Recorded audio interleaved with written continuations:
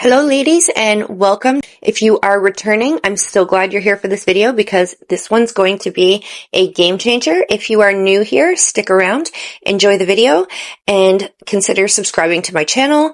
My videos are always unique. They're different than the videos you're going to see from other women online, all with the same unique focus, the same united focus to empower women and make us our very best for us to grow and glow together. But I'm really trying to grow a community of women who will network and who will share opinions and ideas, and all of us to do that in the chats, in the responses to videos, and I really encourage it, and I want us all again to grow to be our very best. Welcome back to my channel, or welcome for the first time again, and subscribe, and I hope to see you again. Today's video, I'm going to just jump right into it, and I'm going to start with a question.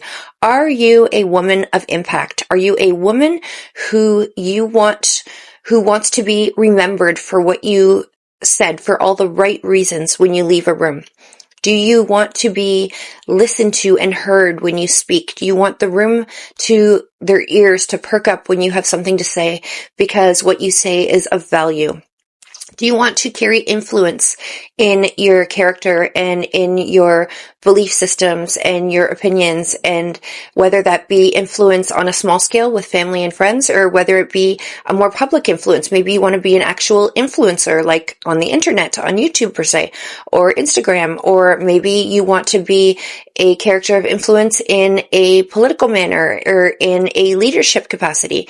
If you want to be any of these things, I am going to teach you in this video one simple personality and character trait that will enable you to have all of those results and to enjoy all of those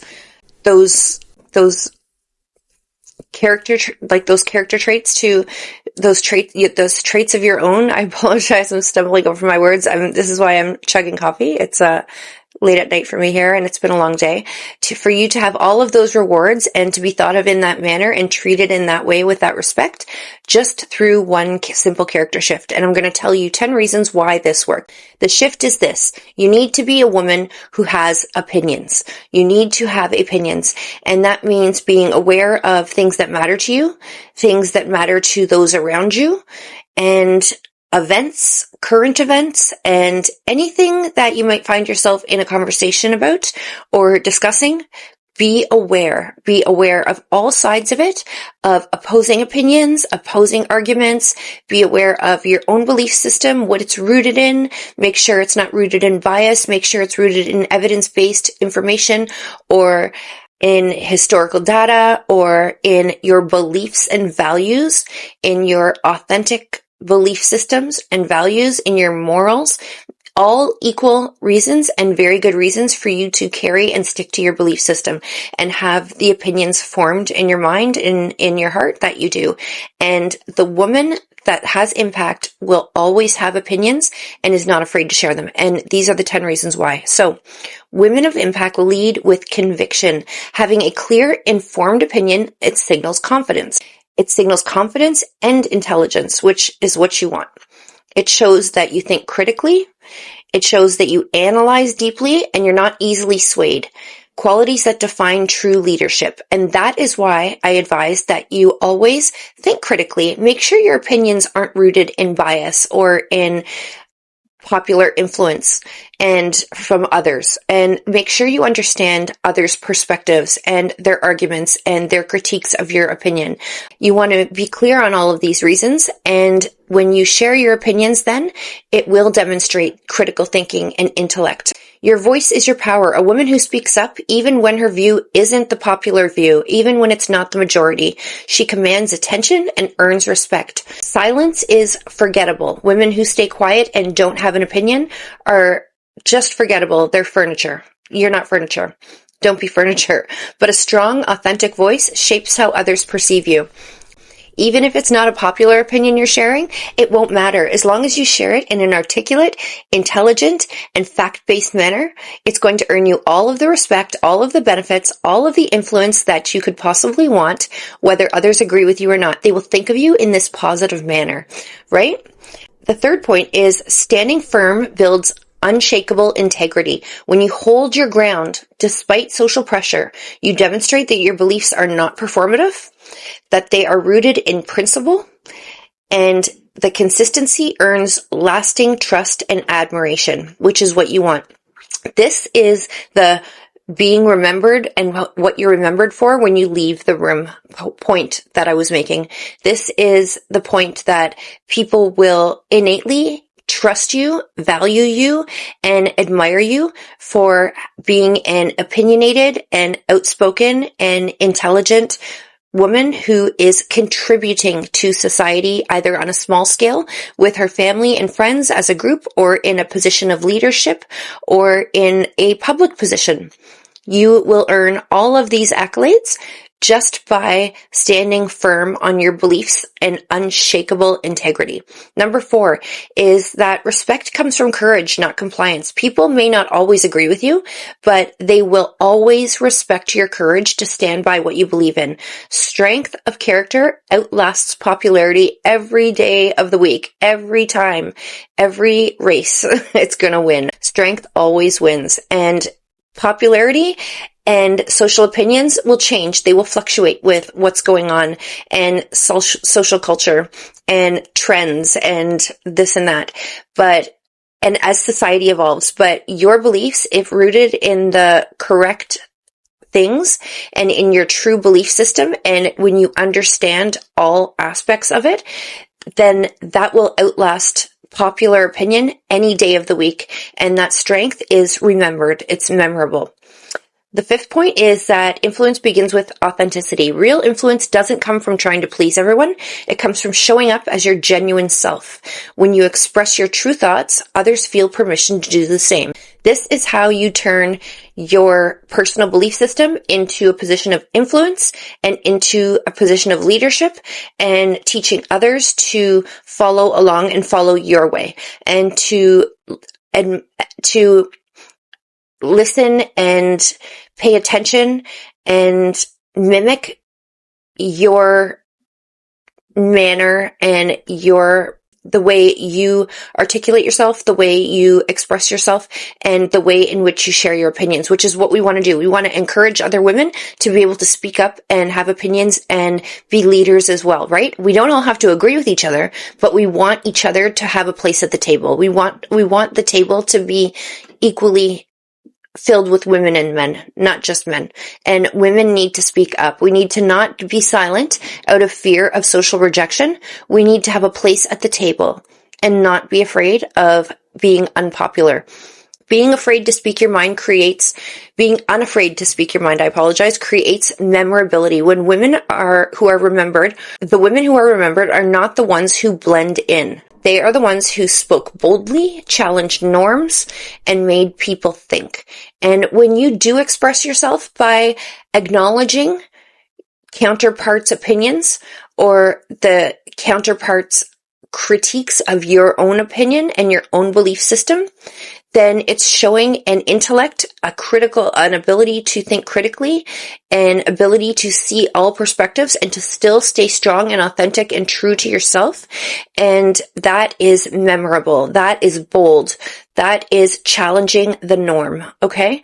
Most women will bend down and give a knee to any social pressure, to any challenging beliefs or opinions especially of those women who are bullies and speak louder than you or speak more domineering than you. And no matter how other women speak or how other men speak or how they conduct themselves when defending an argument or an opinion, never change the way you do.